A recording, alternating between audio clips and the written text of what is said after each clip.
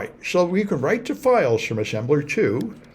What you're going to have to do is you're going to have to call syscall 8, which is create a file. And when you create a file, you have to specify the permissions. And the permissions are typically written down in octal, which is kind of nuts, but octal is 3 bits at a time. So you use numbers 0 through 7. And the point is, in Linux, it's 3 bits here. Read, write, execute. 0 means you're not allowed to do that, and 1 means you are allowed to do it. The first 3 bits are for the owner of the file. The next 3 bits are for members in the same group, and the last 3 bits are for all others. So a file like this, rwx --, the owner has full control to do everything, and nobody else can do anything, not read, write, or execute. That's one possible permission structure. When you create a file, you can create it with any permissions you want, but this is how you create a private file that you don't intend anybody else to be reading or writing or executing. So this will create a new file. You specify the file name, the permissions, and call int 80 to call the kernel routine, syscall.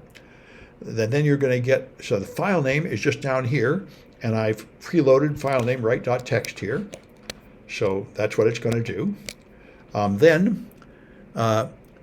EAX is the return value here, just like in C. So when you create a file, it returns a handle pointing to the file.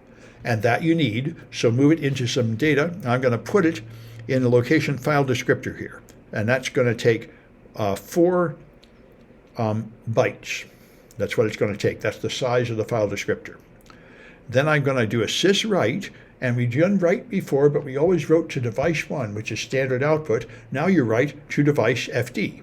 That's how you rewrite your data to a file. So now we're going to write to a file, and we're going to move the message and a link to the message, and the message is going to be hello world here. So that'll write to the file. Then we're going to close the file with the file descriptor, and then exit. So this will not put any output on the screen. It will put output into a file. So that's write.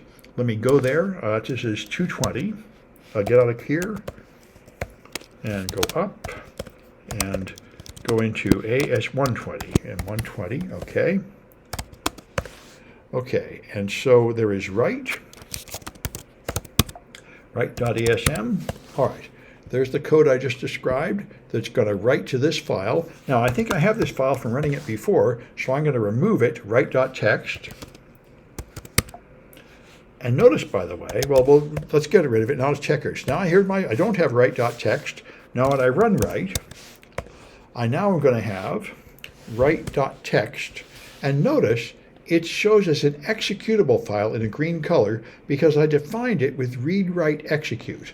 Now, in retrospect, that was kind of stupid because it's a plain text file. If I print it out, it's just, whoa, it's got hello world. Oh, I got a write.txt. That's the program. There. It's just got hello world in it. So really, I shouldn't have made it executable. Let me fix that. That's kind of unprofessional. So if I nano write.asm, what I really should have done here to be more logical, that should have been read, write, but not execute. So that would be 600. That would make more sense. So let's do that. Control X, Y, enter. And now that's NASM minus ELF32, write.asm, and link with LD and all this jazz. Okay. All right, I'm going to remove the old write.txt. I imagine it will just overwrite it, but I'm not really sure. I'm just going to remove it to make sure. Now if I do ls minus L, there's no write.txt. Now if I run write, now it's there, and now it's not executable. It's just reader and writable, which is a more logical thing for it to be. And if I print what's in there, it just has hello world as expected. I didn't even put a carriage return line feed at the end, but I could have. So again, that's a program to get you started. And now you've got some challenges. And this one here, you just have to download a file and then count the bytes and print out the bytes in hex. And I just did this right before class. Took me a while to get it right. I did it years ago, but I did it again today to get up to it. And you can create a file here as we've done before, and you can. One fun fact is when you read a file from a file, the return value is the number of bytes successfully read. So I made a call that would read 1 byte and then look at the return value. And if the return value is 1, then increment a counter and go back to loop again. And just keep going until the return value is not 1. Then I know I've hit the end of the file. Then I have the value in a register. I put it in something like ESI.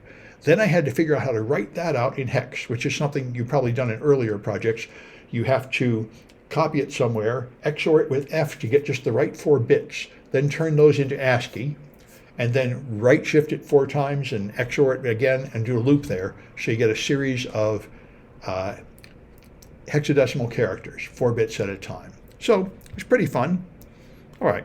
And then you got another one here. Once you've got that file, then you can do things like skip the first 230 bytes and print out the next 6 bytes, find the third capital N and read 5 more letters, print every 5th character, and then print every nth character where you vary N and try different values until you find another flag. So, just various ways to skip through that file and practice reading a file and making various kinds of loops and branches is all that's going to put you through.